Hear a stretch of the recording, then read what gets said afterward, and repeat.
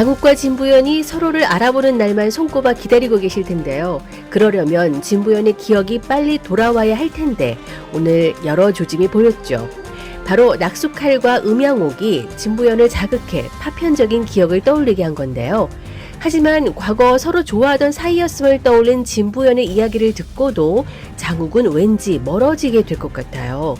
사화 예고편에서 진무와 왕비가 장욱을 흔들기 위해 마련한 덫과 진부연과의 사이를 떨어뜨리기 위해 꾸미는 음모는 무엇인지 예상해 보겠습니다.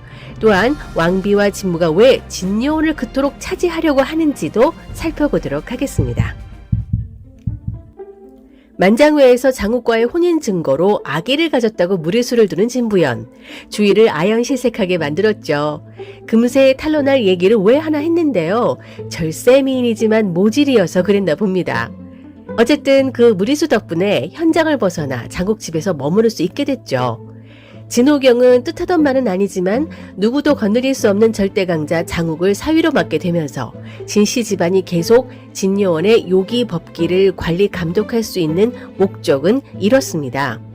하지만 진부연이 장욱 집에 머물며 장욱과 가까이 지내고 있는 꼴을 보고 싶지 않아서 추섭사를 이용해 진부연을 옥죄도록 했는데요. 장욱은 진부연이 아프거나 말거나 그냥 무시하며 지나가는 줄 알았는데 역시 장욱답게 직접 진호경에게 가서 추섭사를 부숴버리죠. 힘만 폭발적으로 세진 게 아니라 멋짐이라는 것도 폭발하는 장욱입니다. 얼음돌을 가진 장욱의 수기를 받아 실력을 조금씩 보였던 진부연은 낙수의 칼을 잡자 과거 칼을 다루던 기억이 떠오르고 기억이 떠오르자 실력이 생겨서 등불을 켜는데 성공합니다. 역시 낙수 칼이 주인을 알아보고 반응했습니다. 기력을 잃은 무더기가 칼을 쥐었을 때처럼 가장 강력한 스파크를 일으키며 낙수의 기억과 기력을 되찾게 만드는 가장 쓸모있는 물건이 낙수의 칼일 텐데요. 공사다망한 장욱이 매일 끼고 다니니 집에 그냥 둘 리는 없겠죠. 또 하나, 진부연이 낙수의 돌탑 무덤에 있던 파란 음양옥에 다가가자 장욱과 서로 음양옥을 나누던 기억을 떠올렸습니다. 저절로 돌탑이 쓰러지며 파란 음양옥이 짠 하고 나타나죠. 역시 음양옥이 주인 낙수를 알아보고 반응했습니다. 음양옥을 가지고 가던 중에도 많은 일들이 일어나는데요. 과거와 관련된 두 사람을 만납니다. 진부연을 납치해 오라는 진무의 명을 받은 소희, 그리고 소희를 찾으러 오다가 진부연을 다시 만나게 된 서율. 소희는 진부연의 음양옥을 훔쳐 유인했지만 기운을 읽을 줄 아는 진부연에게 발각되고 마는데요. 소희는 이런 사실을 진무에게 알리면서 진부연은 데리고 온 가짜가 아니라 진짜 진부연이라고 생각하기 시작했습니다. 하지만 체형과 분위기가 많이 달라도 외모는 낙수라는 점이 걸린 진무는 언제든지 진부연의 머릿속을 읽을 수 있는 미혼향을 쓸 수 있습니다. 이것도 어찌 보면 진부연의 기억을 되살리는 자극이 될 수 있겠지만 낙수로 발각되게 할 수 있어서 조심스레 지켜봐야겠습니다. 한편 소희를 찾으러 왔다가 진부연을 구해준 서율은 진부연처럼 절세미남이지만 모질이라는 걸 받아들이지는 못하네요. 하지만 적잖이 당황할 때마다 길을 잃어버리는 버릇은 여전하죠. 진부연에게 장욱이 낙수의 칼을 맞아 죽었었다는 사실을 알려줍니다. 자신만 몰랐던 장욱과 낙수의 관계를 조금씩 알아가던 진부연은 파란 음양옥에 길을 불어넣어 장욱을 돌탑 무덤으로 오도록 만듭니다. 음양옥의 반응에 이끌려온 장욱에게 서로 좋아했던 기억을 말한 진부연. 둘이 알아보는 건 시간 문제다 싶지만 바로 쉽게 풀리지는 않을 것 같네요.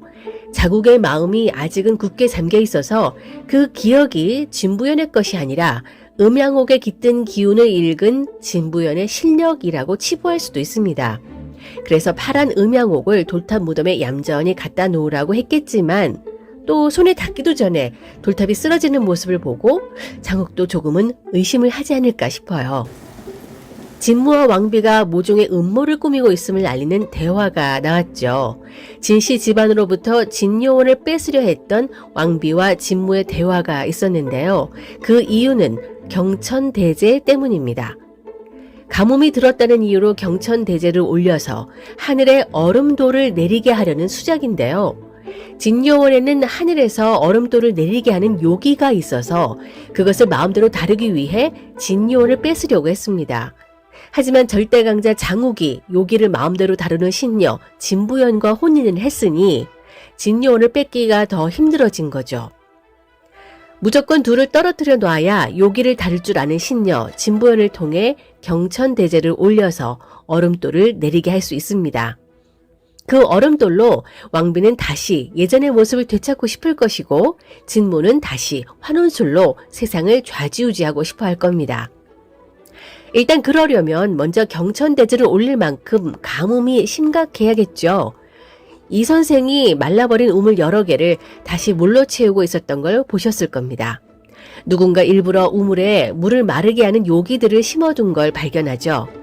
왕비와 진무 일당에 지실 겁니다. 물의 나라 대호국의 호수가 점점 말라가는 걸 보면 민심도 흉흉해지고 안 좋은 소문은 돌게 될 텐데요. 근데 마침 민심을 더욱 흉흉하게 만드는 소재가 생겼습니다.